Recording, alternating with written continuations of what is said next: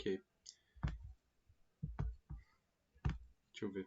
A primeira questão eu sei que ele está tratando principalmente de química nuclear. Eu realmente não sei se você já chegou a ver alguma coisa sobre isso.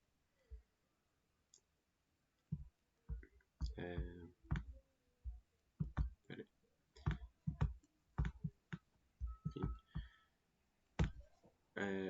Não- Como é a primeira questão. Enfim, calma. A, pera. Tem item que é pura pesquisa mesmo, tipo esse item A aqui. Você pesquisar aqui o que ele está falando, ver, enfim, se é verdade ou não, né, porque é a prova de verdadeiro ou falso. E tem coisa já como, por exemplo, o C aqui, que é uma questão de matemática. Isso aqui sim, ele está cobrando coisa de conhecimento de química nuclear. Isso aqui eu posso te passar rapidinho se você achar ok. Tá. Eu acho que eu passo. Que, enfim, essa questão é que ela tá um pouco estranha, porque foi uma das poucas que eu vi, mas ela é puramente de equação de Einstein, né? Então, posso ver se eu encontro alguma coisa sobre aqui. Tem um material muito bom do Noik, que é sobre isso. Mas é que basicamente, enfim, a energia que se libera na, na reação nuclear é a diferença da soma das massas dos produtos da reação nuclear com a soma das massas dos reagentes. Então, e é desse jeito que você vai resolver a C. Aí a D aqui é uma questão de também mais de pesquisa, que no caso é quase que sobre debate científico. Então ela é interessante também. Mas, enfim, acho que não tem muito o que eu explicar aqui da questão número 1. Só mais o que eu disse aqui da equação de Einstein. Aí já a questão 2 aqui, ela é uma questão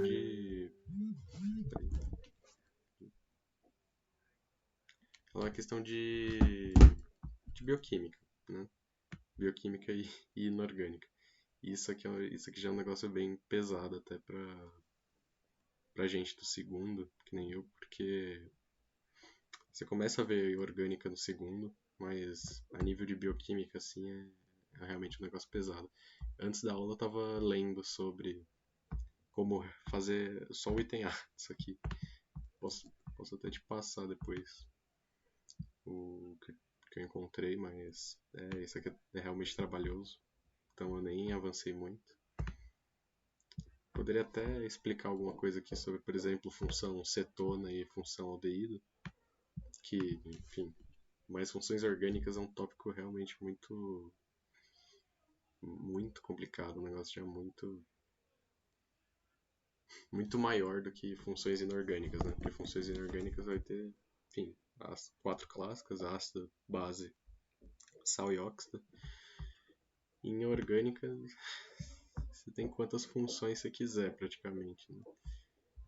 Mas, enfim, aqui no caso, a função cetona aqui que ele fala, é função aldeído, essa aqui, né? Carbono ligado em dupla O e hidrogênio. Então, enfim, isso aqui eu não tenho nem muito o que te dizer. É uma questão que acho que pouca gente consegue fazer. Já a 3, aqui ela é uma questão interessante de propriedades da tabela periódica. Tem item aqui que é tranquilo, tipo o C, enfim, que ele tá só falando de coisa de eletronegatividade e esse assunto aqui de carga nuclear efetiva já é um pouquinho mais complicado, mas não precisa muito, no caso dessa questão em específico. E, enfim, é minimamente tranquilo. Mas eu posso passar rapidinho por carga nuclear efetiva, que é, enfim, é a carga nuclear do elemento menos o efeito de blindagem, né, que chama. Posso procurar aqui alguma coisa rapidinho sobre carga nuclear efetiva?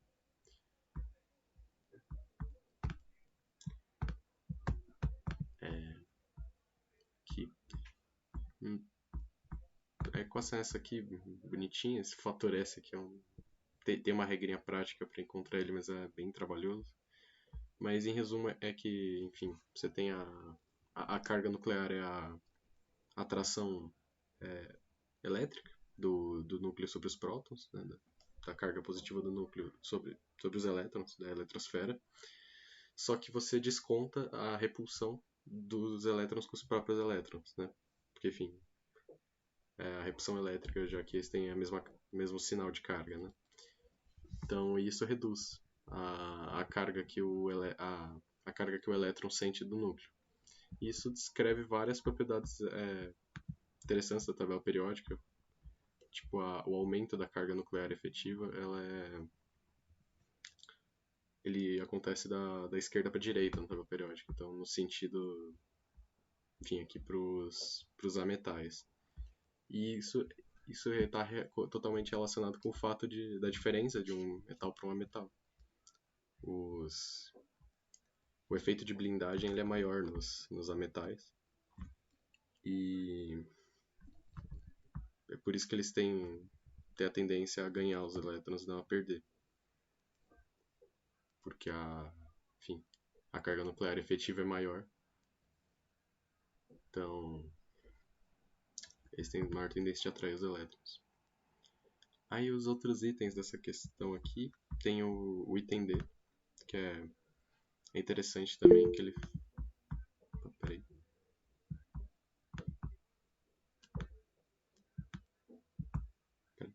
Eu não sei se mudou alguma coisa.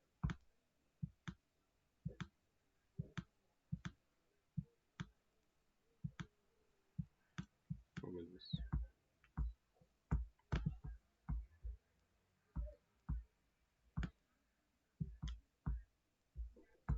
Peraí.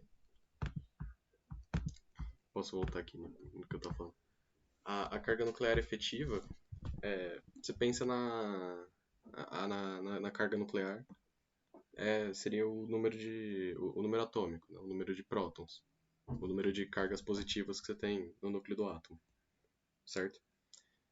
E, enfim, essa é a carga, ela representa a intensidade da força eletrostática, né, da força elétrica que o núcleo vai realizar sobre os elétrons da eletrosfera, certo?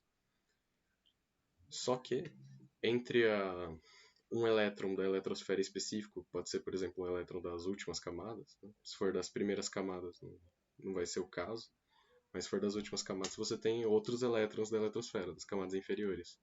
E esses elétrons eles vão realizar a repulsão do elétron da última camada, certo?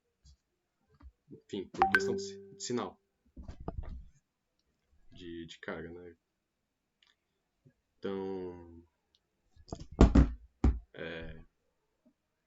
enfim, as cargas negativas dos outros elétrons vão estar repulsando a carga desse elétron e vai estar diminuindo a força que o núcleo está exercendo sobre esse elétron. Não sei se está dando para entender um pouquinho melhor. Então, é isso. E o motivo de aumentar pera. Enfim, e é isso, a carga nuclear efetiva. O efeito de blindagem é esse dos elétrons das camadas inferiores diminuindo a força do núcleo sobre o elétron. E é por isso que a força nuclear efetiva ela vai diminuindo, no caso. Eu não sei se tinha falado que aumentava, mas ela diminui, no sentido dos ametais. Porque você tem mais elétrons e a uma mesma distância do núcleo, tipo, os elétrons das últimas camadas você tem mais elétrons em volta, né? E a distância do núcleo está praticamente a mesma, não exatamente a mesma, porque você vai diminuindo o raio, mas e mesmo, por exemplo, essa propriedade do raio atômico e diminuindo em sentido dos ametais também é explicado pela carga nuclear efetiva, porque como a sua carga ela ela está diminuindo, você... Hum, putz, pera. Eu não sei se eu tô confundindo agora, eu não tô lembrando se ela aumenta ou se ela diminui, pra ser específico. Mas eu tenho quase certeza que ela aumenta.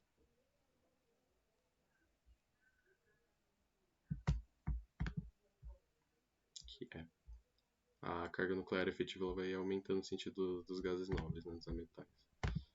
Então, você aumentando a carga nuclear efetiva, você aumenta a atração do núcleo sobre um elétron em específico, certo?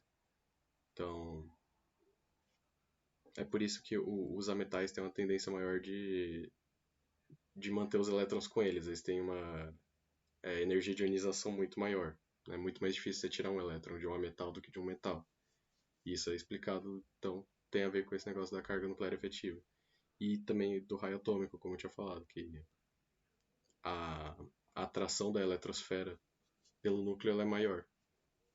Porque a carga, a força, a carga nuclear efetiva é a força que o núcleo faz de verdade, de fato, sobre a eletrosfera. Então, como ela é maior, a eletrosfera ela fica mais compactada no núcleo.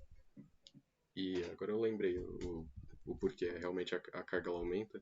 É porque você adiciona mais elétrons na mesma camada, mas os elétrons da mesma camada eles têm efeito de blindagem muito menor que os de camadas inferiores. E você está aumentando a carga no núcleo, certo? Você tem, enfim, aqui do boro você tem 5 prótons no núcleo, né? Aqui no flúor você vai ter 9. Então você tem muito mais prótons atraindo. E os elétrons a mais que o flúor tem, eles não. O efeito de blindagem deles é menor por estar na mesma camada. Eu não sei se deu pra entender, é um negócio meio complicado mesmo. E, enfim, eu não sei se eu tô conseguindo ser muito didático. Mas, enfim, beleza. Acho que deu pra entender, né?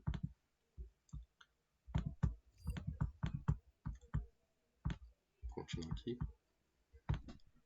Aí, aqui no entender tem uma coisa interessante, que é isso aqui que ele fala dos compostos dos aletos de prata, né?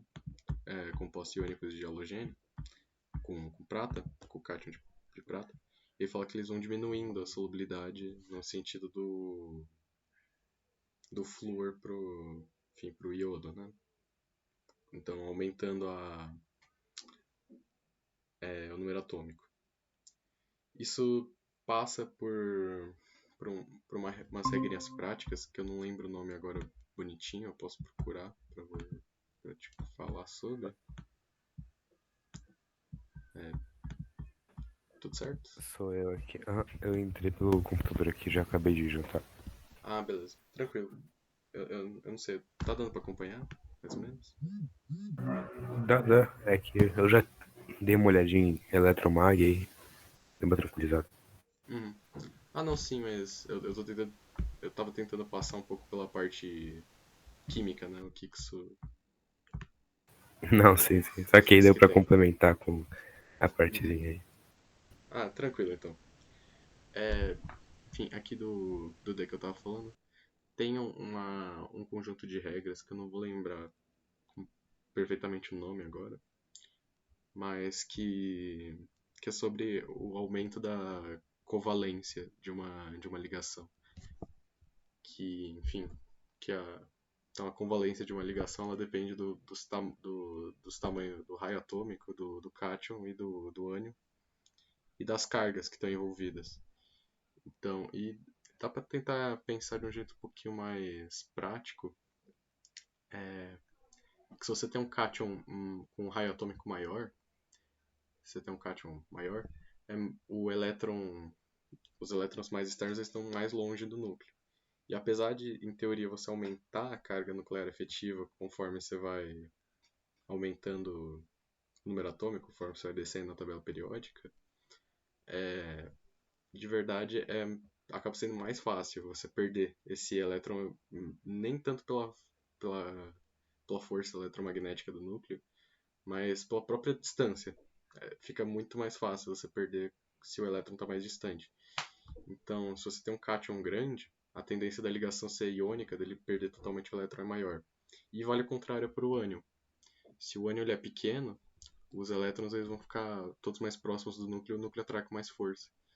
É, a mesma, é aquela mesma ideia que tem, por exemplo, do porquê que pontes de hidrogênio você vai ter com flúor, oxigênio e nitrogênio, que é não só porque eles são ametais, enfim, dos últimos grupos da tabela periódica, mas também porque eles são pequenos, então a eletronegatividade deles é muito grande por isso.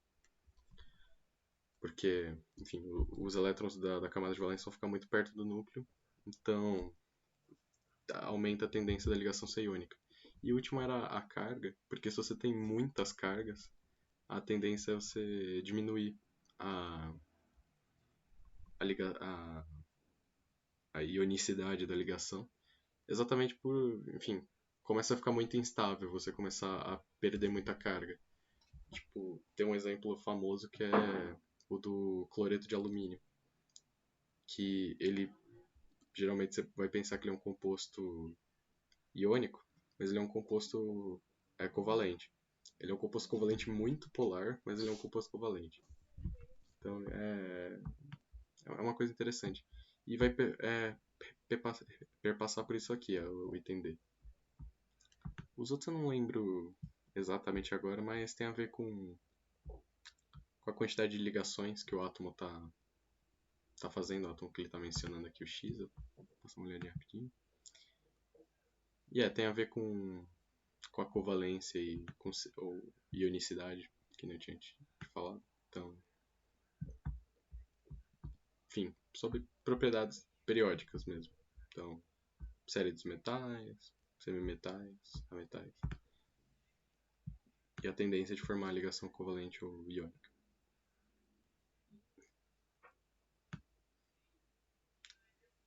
A 4, daqui pra frente eu não li muito sobre as questões. Mas isso aqui é sobre espectroscopia. Eu não sei se você tem noção de o que é espectroscopia de elementos aqui, como está fazendo, que é fotometria, que é. Pode falar. Pior que não. Tenho Tá, noção. justo. Eu posso tentar explicar rapidinho. Enfim, é, cada.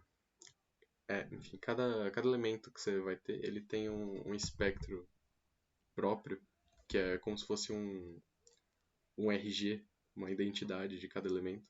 E você usa isso muito em astronomia, principalmente, mas você pode usar em laboratório mesmo. Você pega uma amostra e você quer descobrir o que tem nela, você consegue fazer espectroscopia desse jeito, por fotometria. Porque, enfim, e essa identidade, ela está relacionada com as frequências, ou comprimento de onda, né, meio que equivalente, que o átomo ele emite quando ele recebe uma determinada. Tipo, quando ele recebe. Quando ele recebe energia na forma de luz. Né? Então é aquele efeito lá de excitação, que esse aí talvez você já tenha visto, do efeito fotoelétrico. Estou tentando lembrar aqui o nome. Então, efeito fotoelétrico, que é exatamente isso daí. O átomo, ele vai. A eletrosfera do átomo, você vai receber energia na forma de luz. Então, aqui é luz. Um elétron ele pode absorver essa luz que está sendo emitida. E nisso o elétron de uma camada inferior do átomo, ele salta para uma camada superior. E, enfim, e o átomo ele fica instável nesse processo, né? Porque ele ganhou energia, sendo que ele já estava no estado fundamental dele, no estado de menor energia. E geralmente quando você ganha energia e você já estava no estado de menor energia, enfim, se gera instabilidade. Então o átomo ele vai tender a voltar esse elétron para onde ele estava, para a camada inferior, que é onde ele deveria estar. E dá até para pensar nisso com o próprio diagrama de Linus Pauling, né? Enfim, os elétrons das primeiras camadas eles são menos energéticos que os das últimas camadas, então você está saltando de camada, você está ganhando energia. E nesse processo do elétron ele voltar para a camada original dele, ele vai liberar luz. E geralmente é em um comprimento de onda diferente do que ele recebeu. E essa emissão de luz, ela, enfim, pela, pela própria teoria de mecânica quântica, ela tem que ser. Ela depende bonitinho da energia que cada camada tem. Que cada camada tem e cada átomo tem. Cada camada de cada elemento diferente tem uma energia determinada bonitinha. Então, nesse processo dele voltar para a camada original dele, ele vai ele vai emitir um comprimento de onda característico e é isso que você usa para identificar. Então, que, que elemento que é? Então aqui dá para ver o espectro, não sei se esse aqui é o de emissão e de absorção, porque o espectro de emissão é o que eu tinha te falado aí, e o espectro de absorção ele é o contrário, né? O átomo ele vai absorver essas outras frequências, os outros comprimentos que ele não emite, porque os comprimentos que ele emite, ele vai receber e vai emitir, e é a mesma coisa que ele não tivesse absorvido, certo? Já os outros que são os que ele absorve e emite um diferente, aí sim, ele vai absorver esse e aí vai ser diferente.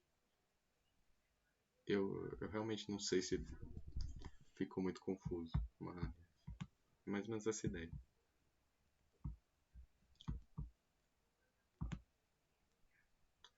Aqui ele tá falando sobre redshift também, eu imagino que você tenha alguma noção, mas se não tiver eu posso explicar também rapidinho. Redshift. Também não tenho noção. Aí, Tipo, a noção que eu tenho assim é do básico, assim. Do uhum, primeiro. É o primeiro ano, um pouquinho de físico-química uhum. e só. Morre aí, minha noção. Não, justo. Mas deu pra entender da parte aqui do espectro de emissão e absorção, da identidade. Uhum, Beleza. uhum, É...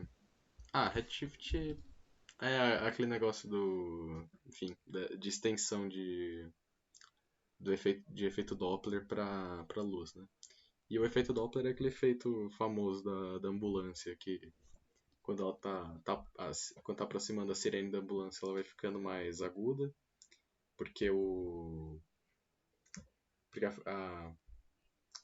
porque o som mais agudo ele é um som com uma frequência menor, e quando é um som com uma frequência maior, desculpa, e quando você tem um objeto que está emitindo uma onda na sua direção, ele está se aproximando de você, nessa de estar se aproximando é como se a onda ela se compactasse. Então o comprimento de onda da onda ela diminui. E se você diminui o comprimento de onda, você aumenta a frequência. Então ela fica mais aguda. E também, depois que a ambulância passa por você, ela começa a ficar mais grave. Porque ela fica mais grave, a frequência diminui. É porque ela está se distanciando de você e é como se a onda estivesse sendo esticada.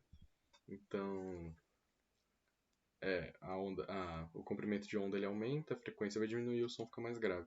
E como a luz ela é uma onda que nem o som, né? Não que nem o som, porque o som é uma onda mecânica, a luz é uma onda eletromagnética, mas segue a analogia de onda, né? Conceito de onda. Então, se você tem alguma coisa se aproximando de você, uma estrela, né? E que está emitindo luz, a luz dela tende a ficar mais azulada, porque o azul tem um comprimento de onda menor. E se ela está se distanciando, ela tende a ficar avermelhada porque o vermelho tem um comprimento de onda maior dentro do espectro eletromagnético. Isso aí eu imagino que você já tenha visto, mas não custa mostrar. o Que. que eu tinha visto aí é o Doppler, né? Uhum, Pouquinho de física salva. E uhum, esse daí também Também, só que essa parte da física eu geralmente pulo, assim, quando é pra estudar. Ah, não, claro. É, justo. Justo. É que eu já vi bastante coisa porque eu já estudei astronomia, mas, enfim. É um negócio um pouco complicado às vezes. Mas eu imagino, eu não li com calma do que ele está falando aqui, mas eu imagino que o que ele esteja mencionando aqui sobre redshift é porque nessa de você aumentar o comprimento de onda e deslocar para o vermelho, ou diminuir o comprimento de onda, comprimir o comprimento de onda e ir para o azul, você distorce esse espectro. Então, é, o espectro ele fica diferente do que seria o espectro da identidade do elemento, sendo que o elemento é o mesmo. E aí isso confunde. Tipo, poderia confundir. Então, geralmente quando você vai estudar esse tipo de coisa, no caso de estrela, não no caso de coisa no planeta Terra, porque se você fizer uma espectroscopia em laboratório em uma amostra, por exemplo, de coisa de bioquímica, que faz bastante, enfim, não vai ter redshift, mas se estiver tentando estudar a composição de uma estrela, aí vai ter. Então, é mais isso. Vai distorcer esse espectro, mas o espectro ele ainda é o mesmo, só está distorcido pelo efeito Doppler. E aí você tem que desconsiderar o efeito Doppler para você chegar no espectro original e ver qual que é a identidade do elemento, ver que elemento que é, quais são os elementos que compõem a estrela, por exemplo. É, tá bom. Aí, aqui o 5 ele é um problema um pouco chato, não vou mentir não. Ele é sobre termodinâmica, como ele está falando. Só que sobre definição de sistema é um pouquinho chato. É que ele está aplicando a primeira lei da termodinâmica, basicamente. E só que ele está usando alguns conceitos de energia de Gibbs e de entropia. E isso aí eu não sei. Imagino que você talvez tenha alguma ideia muito por cima do que é, mas eu acho que você nunca viu com calma coisa de energia de Gibbs e entropia. Energia de Gibbs, não. Mas, tipo, entropia. Entropia, pelo que eu sei, é energia. Alguma coisa Uhum. tipo de energia misturada com calor. É a primeira lei da termodinâmica, assim, primeiro, segundo, terceiro. No terceiro não tem primeira, segunda. E a lei zero, assim, eu tive que aprender assim na marra por causa da física também. Uhum. Uhum. Tranquilo. Primeiro na lei da termodinâmica, eu não, acho que não preciso explicar exatamente, mas, enfim, calor, que é é o trabalho, que é o calor, menos a variação de energia interna, normal. Aí, segundo a lei da termodinâmica, a lei da entropia, enfim, é aquele negócio de que a entropia sempre tende a aumentar em um sistema espontâneo, né? E isso se estende para a química também. A entropia ela é uma função de estado, aqui, como ele está falando também, que serve para descrever a energia que você tem num sistema. E esse sistema geralmente quando você está trabalhando aqui com entropia e também entalpia e energia de Gibbs em química, é para você descrever como que variou a energia do seu sistema com a reação química, né? E você usa essas funções de estado para isso. A, a entropia ela vai ser aquilo que geralmente você vê em física, de seu grau de desordem mesmo. Mas ela tem algumas coisas interessantes, tipo, que ela depende da temperatura. Não a entropia em si, mas a energia atrelada à entropia ela depende da temperatura. Porque a entropia ela é medida em Joule por Kelvin. Já a entalpia é medida em kilojoule, mas enfim, em unidade de energia. A entropia geralmente vai medir em Joule por Kelvin. Então a energia que está associada à entropia ela depende da temperatura. E, enfim, a energia de Gibbs, só para não passar por cima, ela é basicamente uma, um jeito de quantificar a energia total do sistema, de, de um sistema que você vai estar trabalhando, principalmente do ponto de vista químico. Né? Em física você não usa esse de energia de Gibbs. A energia que o sistema tem por si E geralmente você vai ver definição de energia de Gibbs, que é se eu tô bem lembrado, é o trabalho não expansivo. Que no caso, o trabalho expansivo seria o trabalho clássico a definição clássica de energia na física. A energia é a capacidade de realizar trabalho, enfim. E trabalho é gasto de energia, enfim, esse tipo de coisa. O trabalho não expansivo é basicamente a energia que você tem no sistema por si só, né? Então, a energia contida nas ligações químicas, na a energia cinética que você vai ter na temperatura, né? Na vibração das moléculas, dos átomos. E você usa a energia de Gibbs para medir se o sistema ele é espontâneo ou não espontâneo termodinamicamente. Né? Então, se você precisa injetar energia para a reação acontecer, ou se ela acontece liberando energia, então, enfim, você não precisa fazer nada, tende a acontecer naturalmente. E aí a energia de Gibbs ela tem a fórmula bonitinha, que é. Peraí, mas enfim, é essa aqui, ΔG igual a ΔH menos T ΔS, que o H é entalpia e o S é entropia. E geralmente você usa isso aqui, a energia de Gibbs, principalmente porque pode ter uma reação que ela é termodinamicamente favorável entalpicamente, então ela libera energia. A variação de entalpia é negativa, então ela está liberando energia das ligações químicas, mas ela pode ser não viável, não favorável do ponto de vista entrópico. E isso geralmente acontece, por exemplo, se você tem uma reação de dois gases que estão formando um sólido. Porque um sólido é um estado muito mais organizado do que um gás. Então você está diminuindo a entropia mesmo que você esteja liberando energia pelas ligações químicas da entalpia. Então, e a energia de Gibbs é um jeito de você medir se apesar desse balanço aí de você talvez ser viável por um lado, ser favorável por um lado e não favorável por outro, se no final é realmente favorável ou se não é favorável.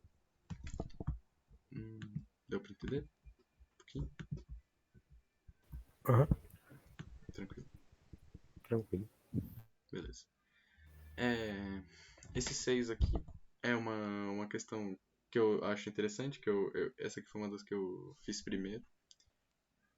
Aqui tem o item A, que também é pesquisa pura, meio mais ou menos. Mas aqui do item B para baixo, ele fala sobre.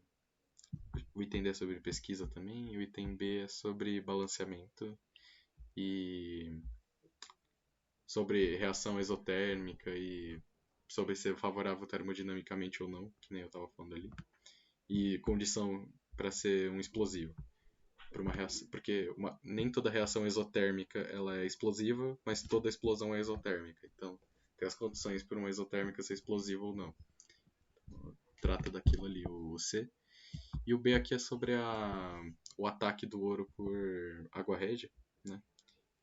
Porque, enfim, essa aula tava, que o Malavolta tava falando da fila de reatividade de metais. O ouro é só o metal menos reativo que tem.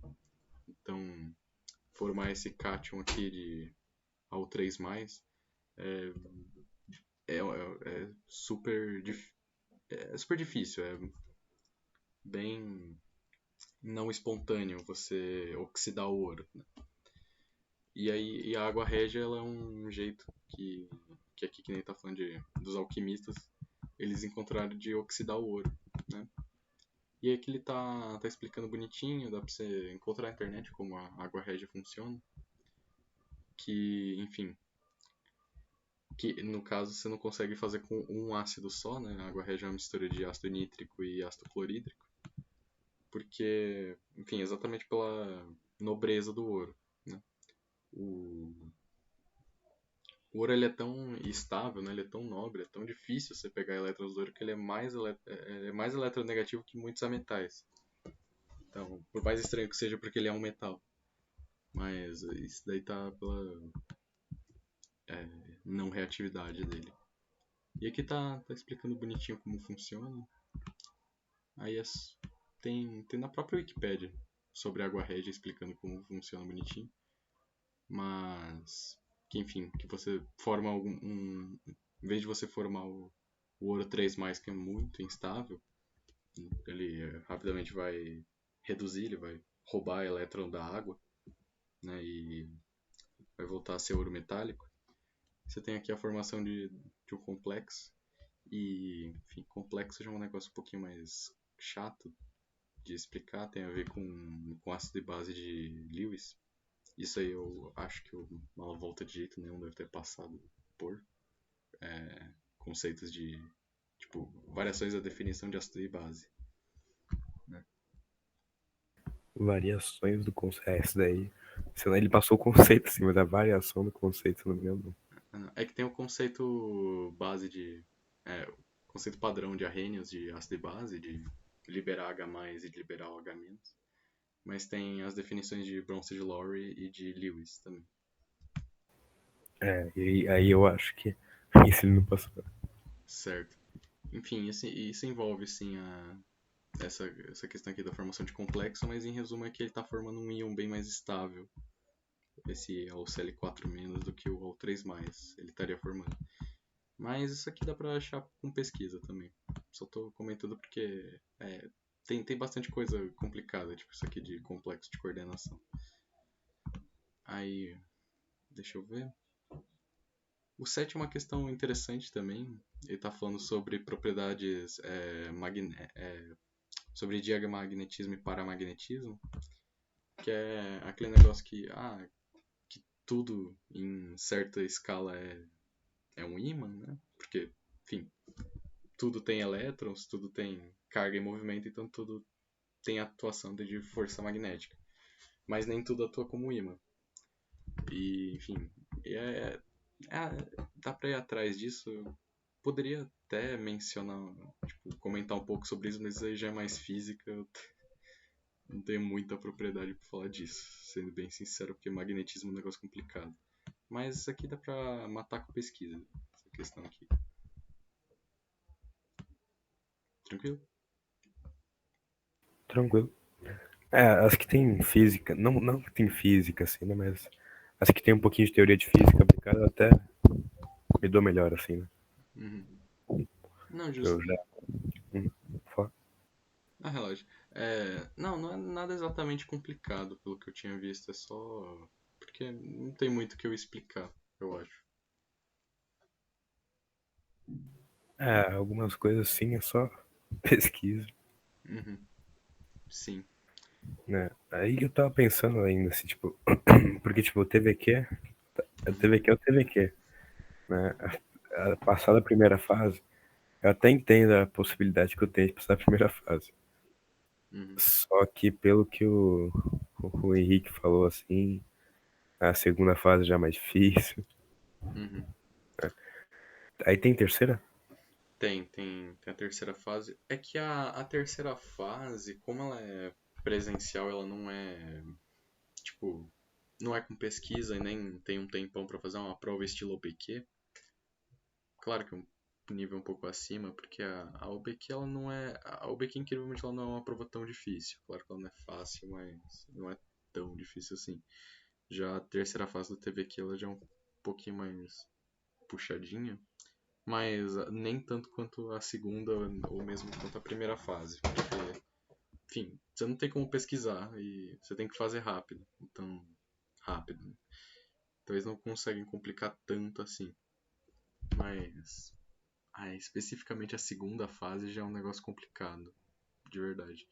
Nem tanto por conta das questões. Claro que as questões são complicadas, tem uns temas bem específicos que você tem que ficar lendo lá, tese de mestrado, tese de doutorado atrás. Mas é porque o corte é alto também e, enfim, eles são um pouco chatos com a correção também, porque geralmente eles vão querer uma resposta bem específica e se você encontrar alguma coisa sobre o tema, mas que não é especificamente o que eles querem, já aí você já perde ponto e tal, é um negócio meio chato. Então, é. É. Aí eu tava pensando, tipo, vale a pena, né? Porque dá pra você receber vaga assim, né? Pra fazer o BQ. Só Sim. que, tipo, eu nem grupo tenho, assim, né? É Uhum. eu, né?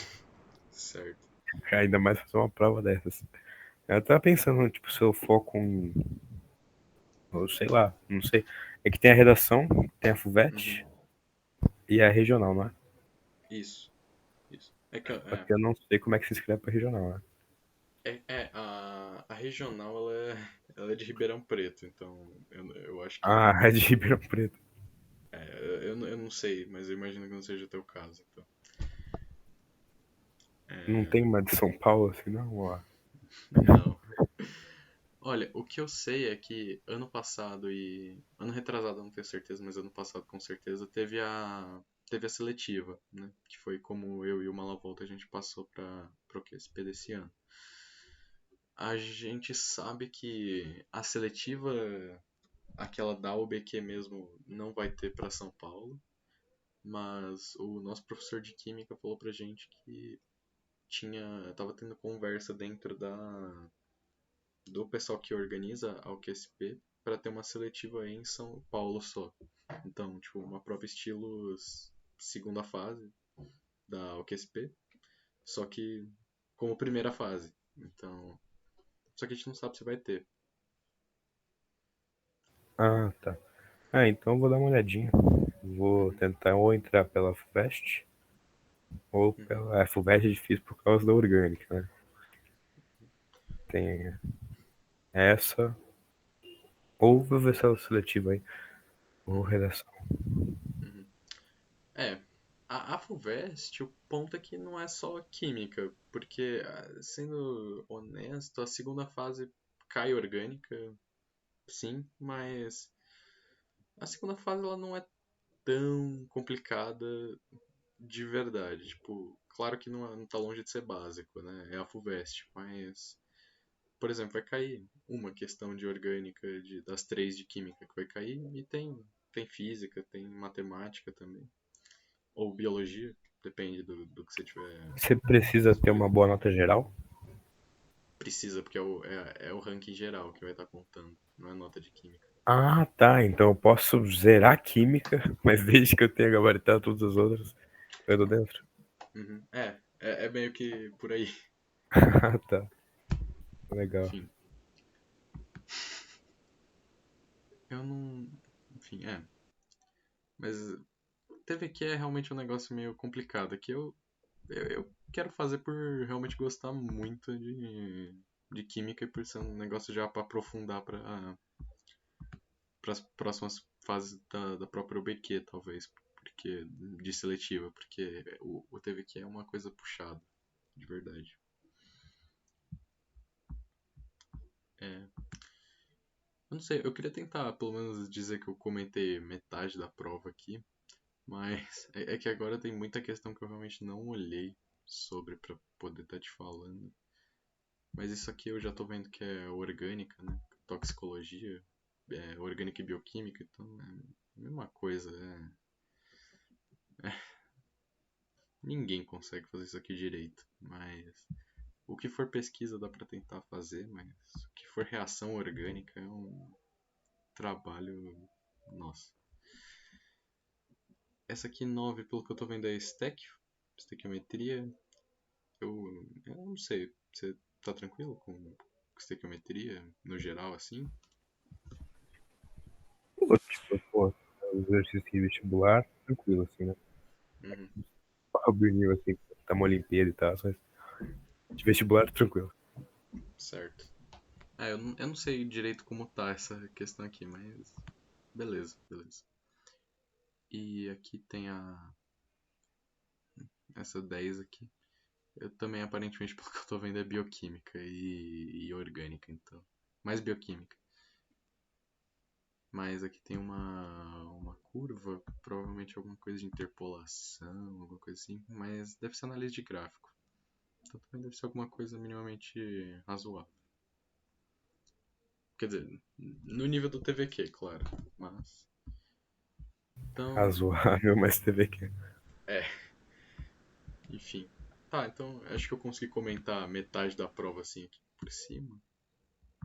Então, eu também preciso liberar você. Então, enfim, parar aqui. Parar só de gravar.